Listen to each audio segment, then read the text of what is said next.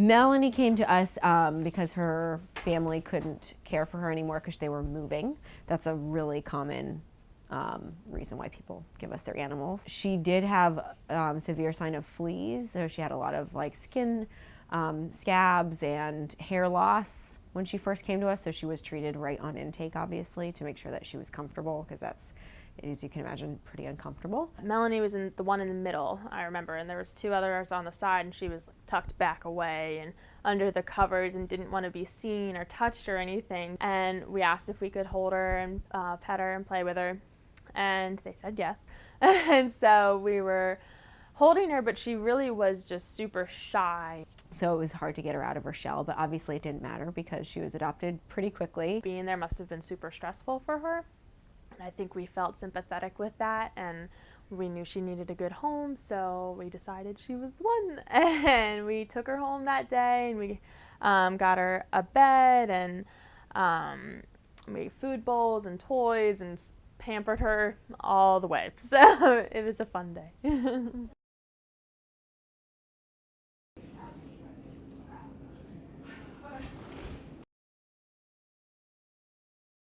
There's so many homeless animals out there that, you know, some of these animals have been with their owner for 9 years and their owner passed away. So, you know, these animals are just looking for a loving home, and some of them are already just pre-trained and beautiful and awesome, and they have such great personalities. So I think it's much better it feels better in my mind to adopt and save a life rather than to purchase.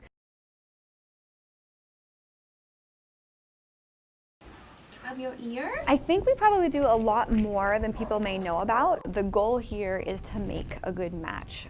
So what we want is not only for, let's say, Hercules to be successful, but for the person equally.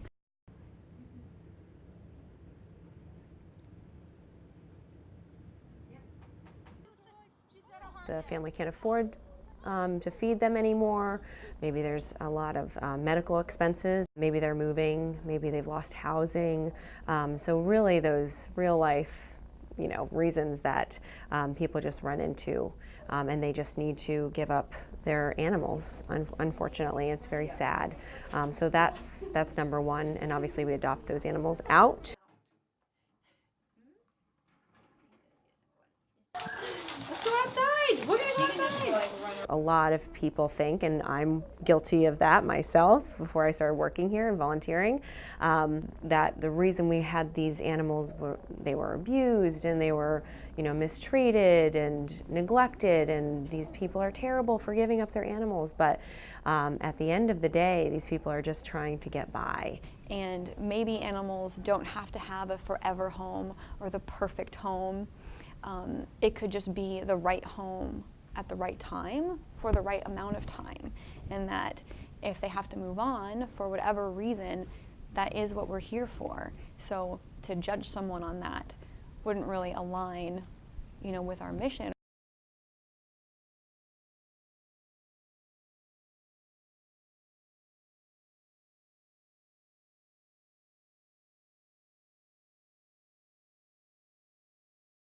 We looked at the website a lot and would see the cats that were coming in and getting adopted, and the ones that maybe were staying longer because they were older, or a lot of times people don't like to adopt fat cats, so we were looking for fat ones. So they sign in and fill out an adopter profile, which is just a front page of a sheet asking a few questions about, you know, their lifestyle and what they're looking for. Do they have animals at home? Why you want to adopt and things like that.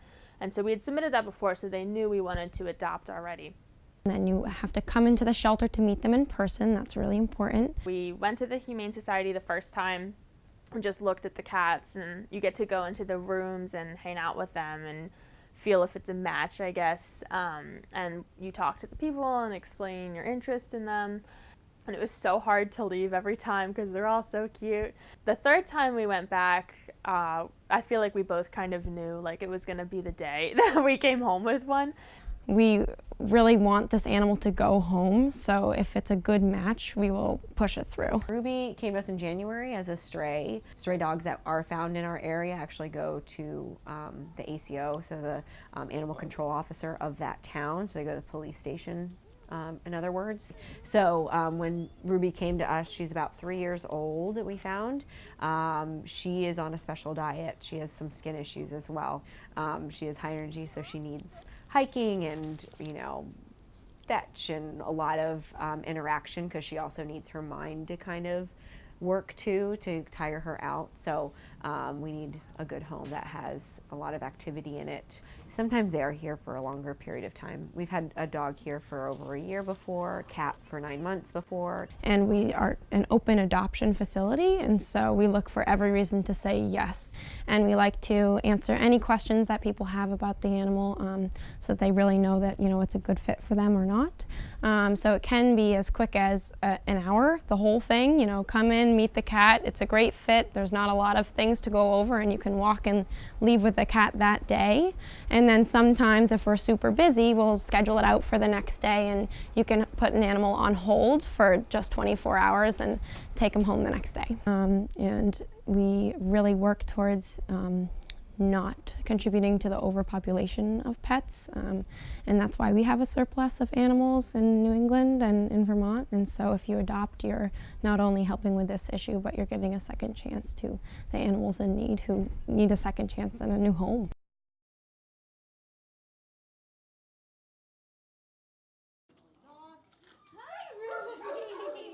So when you have 100 dogs coming in a day and you don't have anywhere to put them, you don't have a choice but to euthanize for space. We don't have that problem here. We don't euthanize for length of stay or space ever. So if we can help those shelters in the South, that we will. And we have been doing more transports as the years have passed. We're now doing 2 to 4 a month.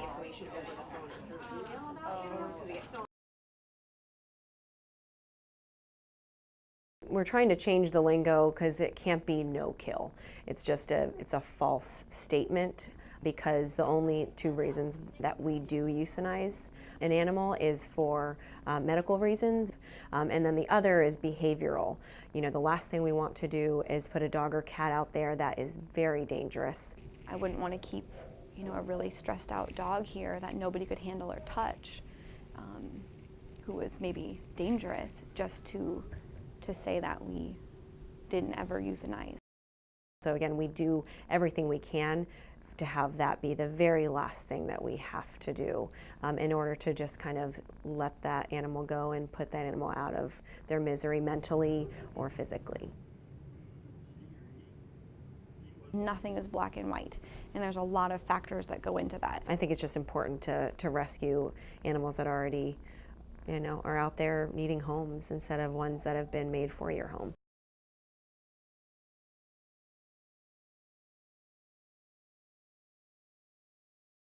My whole life, whenever my family has gotten a pet, or my sisters after they moved out, whenever they've gotten a pet, we've always adopted instead of purchased. So on the one hand, I think it was just out of habit that when we decided we wanted to adopt a cat, it was like, okay, let's go to the Humane Society now, and that's just how it was.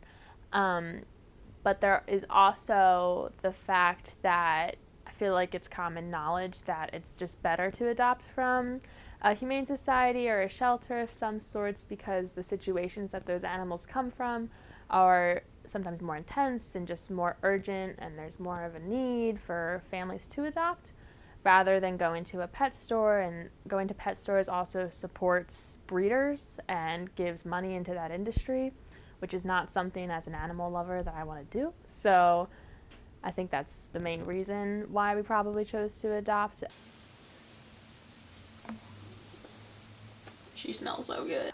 Her name at the shelter was originally Melanie, and we just didn't like it. We could appreciate the fact that that was her name, but we knew right away that we wanted to change her name. And I think she was 5 years old when we adopted her, so she was still impressionable enough to where we thought we could change it and she would listen when we called her a new name. So we threw a bunch of different names out to where we couldn't decide. So her formal name is actually Earl Grey, but then I had suggested French Fry, and I kind of just forced Kim to agree with it and made it stick and kept calling her that so that she would respond. And now we sometimes call her Smidge. She's got a lot of different names. You look like a supermodel. She looks like Lady Gaga. They had originally told us when we first adopted her, they warned us, they were like, oh, she might not come out from under the bed for a few months. She's really shy. She doesn't like to be around kids a lot. And so we brought her home. In the first few days, she definitely was shy. But within the first week, she was out and about, hanging out with us and, you know, crawling on us. And she likes to lay on our butts a lot and, like, things like that. So she wasn't shy at all. She's like, I can't resist the pets. One funny thing that she does is she really likes dairy. So whenever we're eating ice cream or yogurt, she'll definitely walk up and be like, oh, what you guys got up there, kind of thing. And she'll, like, jump up on your lap and, like, paw at the spoon until you give her some. But I don't know if all cats do that, but she definitely does every single time we eat anything like that. Is it tasty? There's nothing left on the spoon. Is it tasty? Like I said, I've always had a pet. It's always been important to me. I'm definitely a crazy cat lady, and I love having a cat in our house. It makes college life a little easier and just makes you feel like you always have someone and a friend at home waiting for you. Even if she's totally over it, I'm okay with it. But yeah, our whole process adopting her and working with the Humane Society was really easy and definitely a positive one.